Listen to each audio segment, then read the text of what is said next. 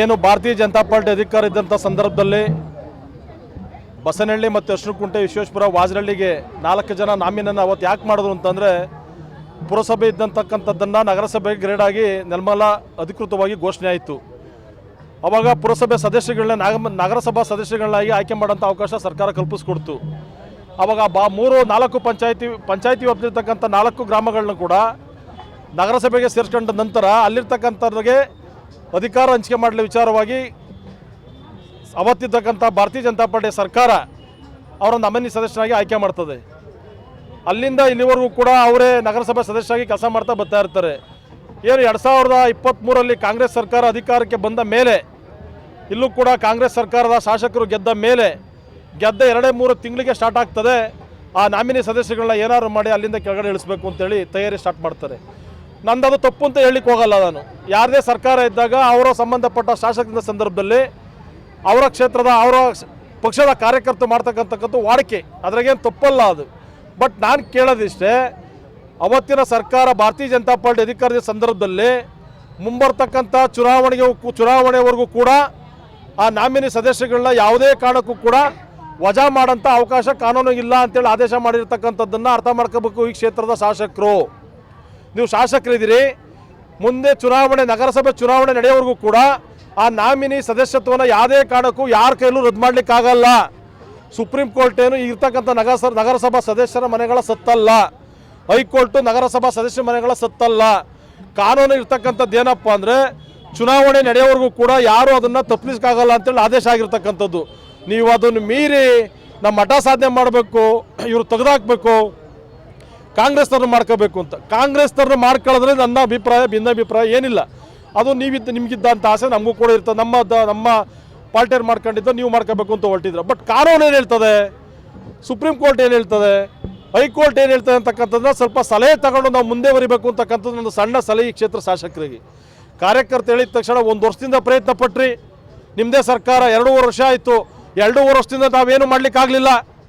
ಹೈಕೋರ್ಟ್ಗೆ ಹೋದ್ರಿ, ಸುಪ್ರೀಂ ಕೋರ್ಟ್ಗೆ ಹೋದ್ರಿ, ಕೋರ್ಟ್ಗೆ ಹೋದ್ರೆ ನೀವ ಜನಗಳನ್ನ ದಾರಿ ತಪ್ಪಿಸೋಂಥ ಕೆಲಸ ಮಾಡೋದು ಬೇಡ.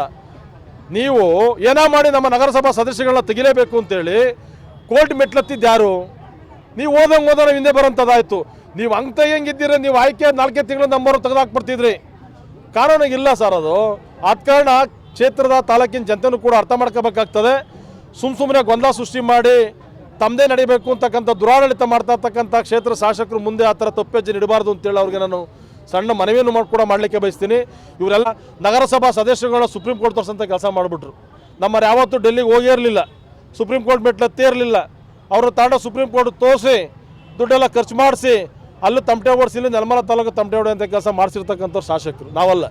ಆದ ಕಾರಣ ನೀವೇನೇ ಮಾಡಿದ್ರು ಕೂಡ ಜಯ ನಮ್ಮದೇ, ನೀವು ಎಲ್ಲಿ ಗಂಟ ಹೋದ್ರೂ ಕೂಡ ಜಯ ನಮ್ಮದೇ. ನಮ್ಮ ಕಾಂಗ್ರೆಸ್ ಈ ಕ್ಷೇತ್ರದ ಕಾಂಗ್ರೆಸ್ ಕೆಲವು ನಾಯಕರು ಸ್ನೇಹಿತರು ಮಿತ್ರರು ನನ್ನ ಮಾತಾಡ್ತಾ ಇದ್ರು, ನೀವೇನು ಗೆದ್ದಿಲ್ಲ, ಪಟಾಕಿ ಹೊಡೆಯಂಥ ಅವಶ್ಯಕತೆ ಇಲ್ಲ ಅಂತ. ಸ್ನೇಹಿತರೆ, ನಮಗೆ ಸಣ್ಣ ಗೆಲುವು ಕೂಡ ಭಾಳ ಖುಷಿ ಕೊಡ್ತದೆ. ಸದ್ಯಕ್ಕೆ ನಾವು ಮೇಲಿದ್ದೀವಿ, ಮುಂದೆ ನೋಡೋಣ.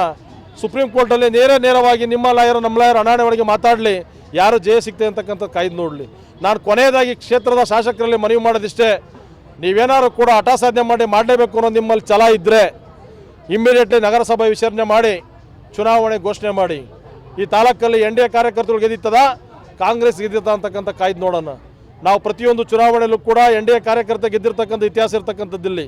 VSSN ಆಗಲಿ, BDCC ಬ್ಯಾಂಕ್ ಆಗಲಿ, PLD ಬ್ಯಾಂಕ್, ನಮ್ಮವ್ರಿಗೆ ನಾವು ಗೆಲ್ಲಿಸ್ತಾ ತಾಂಡ ನೀವು ಅಧ್ಯಕ್ಷ ಮಾಡಿಬಿಟ್ರಿ. ನಗರಸಭೆಯಲ್ಲಿ ನಮ್ಮ ಭಾರತೀಯ ಜನತಾ ಪಾರ್ಟಿ ಚಿನ್ನ ಮೇಲೆ ಗೆದ್ರು ತಾಂಡೋಗಿ ನೀವು ಅಧ್ಯಕ್ಷ ಮಾಡಿಬಿಟ್ರಿ.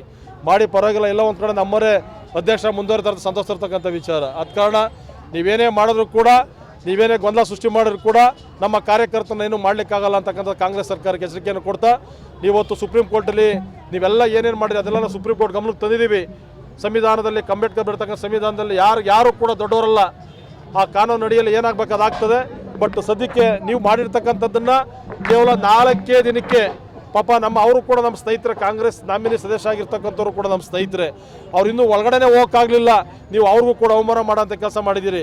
ಅವ್ರ ಮೇಲೆಲ್ಲ ನಿಮಗೆ ಬೇಸರ ಇರಬೇಕು. ಬಹುಶಃ ಚುನಾವಣಾ ಸಂದರ್ಭದಲ್ಲಿ ನಿಮ್ಮೆಲ್ಲ ನಿಮಗೆ ಸರಿಯಾಗಿ ಕೆಲಸ ಮಾಡಿಲ್ಲ ಅಂತೇಳಿ ಅವ್ರು ಮಾಡ್ದಂಗೆ ಮಾಡಿ ಕಿತ್ತಾಕಿದ್ದೀರಾ ಅಂತ ನನ್ನ ಭಾವನೆ. ಆದ ಕಾರಣ ನೀವು ಆಂಜನಮೂರ್ತಿಯವ್ರನ್ನ ದೂರ ಇಟ್ರಿ, ಕಾಂಗ್ರೆಸ್ ಕಾರ್ಯಕರ್ತರು ದೂರ ಇಟ್ರಿ, ನಮ್ಮವ್ರನ್ನೇ ಕರ್ಕೊಂಡು ಮುಂದೆ ತಿರುಗ್ತಾ ಇದ್ದೀರಿ. ನಾನು ಕೇಳೋದಿಷ್ಟೇ, ಪಾರ್ಟಿಲಿರ್ತದೆ ನಿಷ್ಠಾವಂತ ಕಾರ್ಯಕರ್ತರು ದುಡಿಮೆ ಕೆಲಸ ಮಾಡ್ತಕ್ಕಂಥವ್ರಿಗೆ ಅಧಿಕಾರ ಕೊಡೋಂಥ ಕೆಲಸ ಮಾಡಿ, ಪಾರ್ಟಿಯಿಂದ ಪಾರ್ಟಿಗೆ ಬಂದು ಜಿಗಿದೇ ಅಂತವ್ರಿಗೆ ಕೆಲಸ ಕೊಡೋಂಥ ಕೆಲಸ ಮಾಡಬೇಡಿ. ನಾವು ಹೋಗಿರೋರು ಹೋಗಲಿ, ನಾವು ಈ ತಾಲೂಕಲ್ಲಿ NDAನ ಬಂದೋಬಸ್ತ್ ಕಟ್ತೀವಿ ಅಂತೇಳಿ ತಾಲೂಕು ಜನತೆಯಲ್ಲಿ ಹೇಳಿಕ್ಕೆ ಬಯಸ್ತೀನಿ. ಇದಕ್ಕೆ ತಾವೇನು ಹೇಳ್ತೀರಾ ತಾಲೂಕು ಅಧ್ಯಕ್ಷರಾಗಿ? ME ನಾಗರಾಜ್ ಅವರು ತಾಲೂಕಲ್ಲಿ ಕಾಂಗ್ರೆಸ್ ಪರವಾಗಿ ಎಲ್ಲೂ ಮಾತಾಡಿದ್ರು ನನ್ನ ಗಮನಕ್ಕೆ ಬಂದಿಲ್ಲ. MLA ನಿಲ್ಸ್ಕೊಂಡು ಶಾಸಕರು ಮಾತಾಡ್ತಾ ಇರೋದು. ನಾಗರಾಜ್ ಅಣ್ಣ ತುಂಬ ಒಳ್ಳೆಯವರು. ಈ ಕ್ಷೇತ್ರದಲ್ಲಿ ನನಗೇನ ತುಂಬ ಒಳ್ಳೆ ಇರ್ತಕ್ಕಂಥ ಯಾರಾದರೂ ಮಾಜಿ ಶಾಸಕರಿದ್ದರೆ ಅದು ME ನಾಗರಾಜು ಅಂತೇಳಿ. ನಾನು ಈ ಕ್ಷೇತ್ರದ ಶಾಸಕರನ್ನ ಒಂದು ಸಣ್ಣ ಸಲಹೆ ಕೊಡ್ಲಿಕ್ಕೆ ಬಯಸ್ತೀನಿ. ನಾವು NDAಯಿಂದ ME ನಾಗರಾಜ್ನ ಕ್ಷೇತ್ರದ ಅಭ್ಯರ್ಥಿಯಿಂದ ಘೋಷಣೆ ಮಾಡ್ತೀವಿ. ನೀವು ಕಾಂಗ್ರೆಸ್ ಕ್ಷೇತ್ರದ MLA ಸ್ಥಾನದಿಂದ ನಿವೃತ್ತಿಗೊಳ್ಬೇಕು. ನಾಗರಾಜ್ ಅವ್ರಿಗೆ ಸಂಪೂರ್ಣವಾಗಿ ಸಹಕಾರ ಕೊಡಬೇಕು. ನಾಗರಾಜ್ ಅವ್ರು ಒಳ್ಳೆಯರಲ್ವಾ, ನಾವು ನಾಗರಾಜ್ ಅವ್ರನ್ನ ಕ್ಯಾಂಡಿಡೇಟ್ ಮಾಡ್ತೀವಿ. ನೀವು ಈ ಸವಾಲನ್ನ ಸ್ವೀಕಾರ ಮಾಡಬೇಕು. ನಾವು ನಾಗರಾಜ್ ಅವ್ರು ನಿಲ್ಸಿದ ಮೇಲೆ ನಿಮ್ಮ ಕಾಂಗ್ರೆಸ್ಸಿಂದ ಯಾರನ್ನೂ ಕೂಡ ಅಭ್ಯರ್ಥಿ ಹಾಕ್ಬಾರ್ದು. ನಾಗರಾಜ್ ಅವ್ರನ್ನ ಇನಾಮಿನೇಷನ್ MLA ಮಾಡೋಣ. ಕಾಂಗ್ರೆಸ್ನವ್ರನ್ನ JDS ಅವ್ರನ್ನ BJP ಅವ್ರನ್ನ ಹೊಂದಾಣಿಕೆ ಮಾಡ್ಕೊಂಡು ತಗೊಂಡೋಗ್ತಾರೆ. ಆದ ಕಾರಣ ನಾಗರಾಜ್ ಅವರೇ ಮುಂದಿನ MLA ಅಂತ ನಾವು ತಾಲೂಕು ಅಧ್ಯಕ್ಷರು ಘೋಷಣೆ ಮಾಡ್ತಾ ಇದ್ದೀನಿ. ನೀವು ಒಬ್ಬ ಶಾಸಕರಾಗಿ ಹೇಳ್ತಾ ಇದ್ದೀರಿ, ನೀವು ಸಂಪೂರ್ಣ ಸಹಕಾರ ಕೊಡಿ ಅಂತ ನಿಮ್ಮಲ್ಲೂ ಕೂಡ ನಾವು ಕೈ ಜೋಡಿಸಿ ಮನವಿ ಮಾಡ್ತೀವಿ. ಶಾಸಕರೇ, ನೀವು ಯಾವುದೇ ಕಾರಣ ಕ್ಯಾಂಡಿಡೇಟ್ ಹಾಕ್ಬೇಡಿ, ನಮ್ಮ ನಾರಾಯಣ ಕೆಲಸನ ಈಗ ಗೆದ್ದಿದ್ದೀವಿ. ಮುಂದೆ ಅವ್ರು ತಾಂಬಂದ್ರು ಕೂಡ ನಾವು ಅದ್ರ ಫೈಟ್ ಮಾಡ್ತೀವಿ. ಸಂವಿಧಾನದಲ್ಲಿ ಇರ್ತಕ್ಕಂಥದ್ದು ಚುನಾವಣೆ ನಡೆಯೋವರೆಗೂ ನಗರಸಭಾ ನಾಮಿನಿ ಸದಸ್ಯರನ್ನ ಯಾರೇನು ಮಾಡ್ಲಿಕ್ಕಾಗಲ್ಲ ಅಂತ. ನೀವು ಅದನ್ನು ವೈಲೇಷನ್ ಮಾಡಕ್ಕೆ ಹೋಗ್ತಾ ಇದ್ದೀರಾ, ಇದು ಸಕ್ಸಸ್ ಆಗಲ್ಲ. ನೀವು ಇವರು ಶಾಸಕರೊಂದು ಒಂದು ನೇರವಾಗಿ ಮಾಧ್ಯಮದವ್ರನ್ನ ಕೇಳಿಕ್ಕೆ ಬಯಸ್ತೀನಿ. ಇವರ ನಾಮಿನಿ ಸದಸ್ಯಗಳನ್ನ ಇವ್ರು ಮಾಡ್ಕೋಬೇಕು ಅನ್ನಂಗಿದ್ರೆ 2.5 ವರ್ಷದಿಂದ ಸುಮ್ಮನೆ ಇರ್ತಿರ್ಲಿಲ್ಲ. 2.5 ವರ್ಷದಿಂದ ಕಾನೂನಲ್ಲಿ ಎಲ್ಲೆಲ್ಲಾಗಬೇಕು, ಹೈಕೋರ್ಟು, ಸೆಷನ್ ಕೋರ್ಟು, ಸುಪ್ರೀಂ ಕೋರ್ಟ್ಗೆ ಹೋದ್ರೂ ಕೂಡ ಸಕ್ಸಸ್ ಆಗಲಿಲ್ಲ. ಕೊನೆಯದಾಗಿ ಇದನ್ನು ಮುಖ್ಯಮಂತ್ರಿಗಳ ಕಡೆಯಿಂದ ಒತ್ತಡ ತಂದು, ಉಪಮುಖ್ಯಮಂತ್ರಿಗಳ ಕಡೆಯಿಂದ ಒತ್ತಡ ತಂದು ಬಲಿಷ್ಠವಾಗಿ ಆದೇಶ ಮಾಡಿಸಿದ್ರು. ಬಟ್ ಸುಪ್ರೀಂ ಕೋರ್ಟ್ ಅದಕ್ಕೆ ಚುಮಾರು ಯಾಕಂತ ಕೆಲಸ ಮಾಡ್ತಾರೆ.